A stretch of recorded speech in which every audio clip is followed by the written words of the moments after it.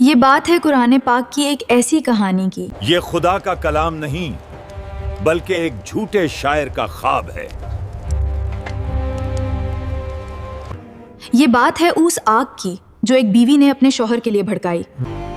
محمد کی کوئی بھی توہین مجھے سکون دیتی ہے۔ ان کانٹوں کو دیکھ کر اسے یاد رہے گا کہ اس کا راستہ کبھی آسان نہیں ہوگا۔ یہ بات ہے اس شخص کی جس نے بازاروں میں اللہ کے رسول صلی اللہ علیہ وسلم کی توہین کی۔ اے مکہ والو، اس کی باتوں میں نہ آنا، یہ پاگل ہو گیا ہے۔ یہ بات ہے سورۃ اللہب کی۔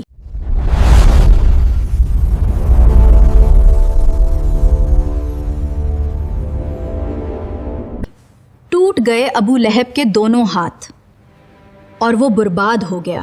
مسلم گھرانوں میں بچوں کو بچپن سے ہی قرآن سکھایا جاتا ہے، انہیں سمجھ آئے یا نہیں۔ 4 قل اور سورۃ لہب ان کی زبان پر ہوتی ہے۔ شاید یہی وجہ ہے کہ قرآن ہمارے گھروں میں تو ہے پر دلوں میں نہیں۔ لیکن سورۃ اللہب آخر ہے کیا؟ کیا تم نے سنا؟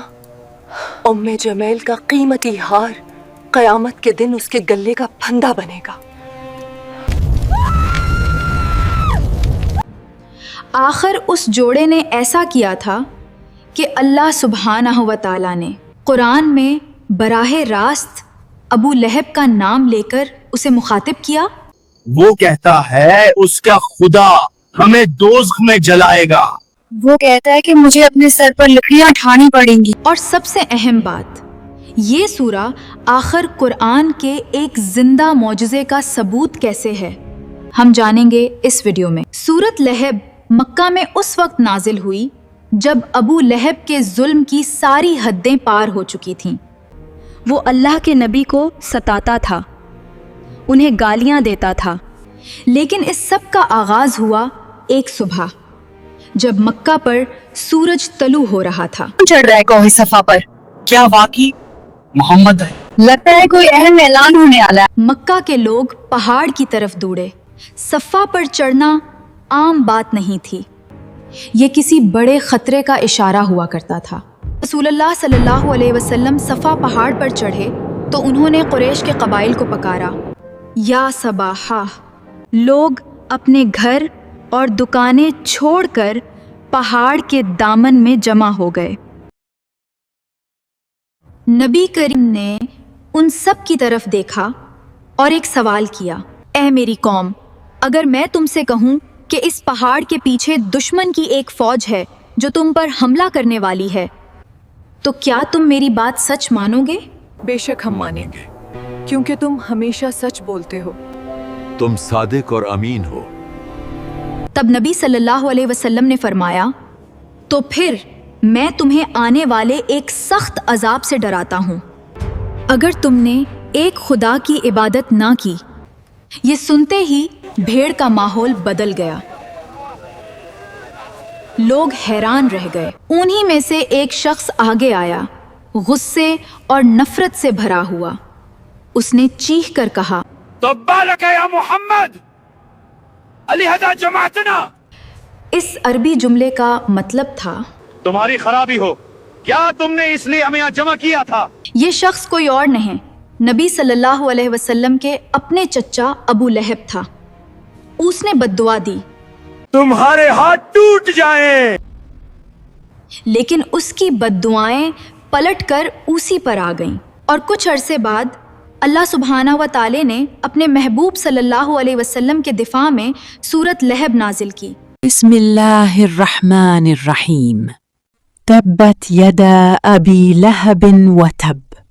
ٹوٹ گئے ابو لہب کے دونوں ہاتھ اور وہ برباد ہو گیا۔ پہلی آیت کہتی ہے کہ ابو لہب کے دونوں ہاتھ تباہ ہو گئے۔ پہلے ہم یہ سمجھتے ہیں کہ جب ایک سپاہی میدان جنگ میں ہوتا ہے، اس کے ایک ہاتھ میں تلوار اور دوسرے میں ڈھال ہوتی ہے۔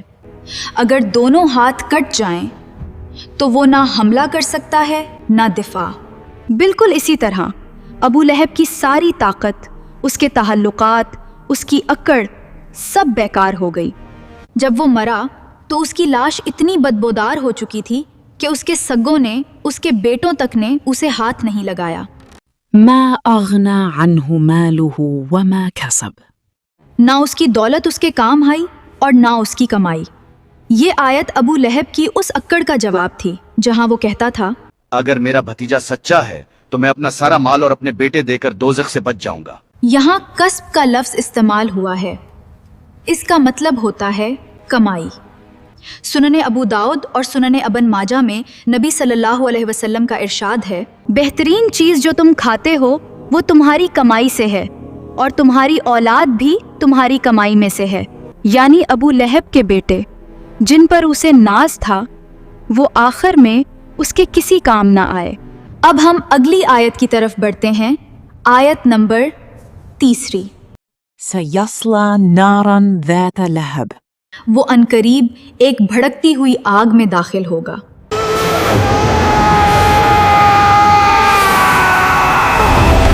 اور چوتھی آیت، وامرأته حمالة الحطب. اور اس کی بیوی جو لکڑیاں ڈھونے والی ہے۔ یہ آیت اس کی بیوی ام جمیل کے بارے میں ہے۔ اللہ یہ کہہ سکتا تھا کہ وہ صرف جہنم میں جلے گی، مگر یہ کیوں کہا کہ وہ لکڑیاں ڈھوئے گی؟ کیونکہ اس دنیا میں اس نے یہی کیا، اس نے اپنے شوہر کی دشمنی کو اور بھڑکایا۔ آپ فکر نہ کریں، اب جو میں کہتی ہوں وہ کرتے جائیں بس۔ وہ اللہ کے رسول صلی اللہ علیہ وسلم کے راستے میں لکڑیاں اور کانٹے رکھتی تھی، اسی لیے جہنم میں وہ لکڑیاں لا کر اسی آگ میں ڈالے گی جس میں وہ اور اس کا شوہر جل رہے ہوں گے۔ وہ اپنی ڈھک کو خود بھڑکائے گی۔ میں نے دنیا میں نفرت کی آگ بھڑکائی، اب یہی بوجھ میری تقدیر ہے۔ في جيدها حبل من مسد. اس کے گلے میں کھجور کی چھال پام فائبر کی رسی ہوگی۔ یہاں جیدہا کا لفظ استعمال کیا گیا ہے جو اس خوبصورت اور نازک گردن کے لیے آتا ہے جو زیورات سے مزین ہو۔ ام جمیل کے پاس ایک بے حد قیمتی ہار تھا اور وہ فخر سے کہتی تھی، محمد بسا کی توہین کرے گا، میں اس کی مد کے لیے اپنا یہ ہار بیچ دوں گی۔ اسی لیے اللہ نے فرمایا کہ جس خوبصورت گردن میں وہ ہار پہنتی ہے اور نفرت پھیلاتی ہے،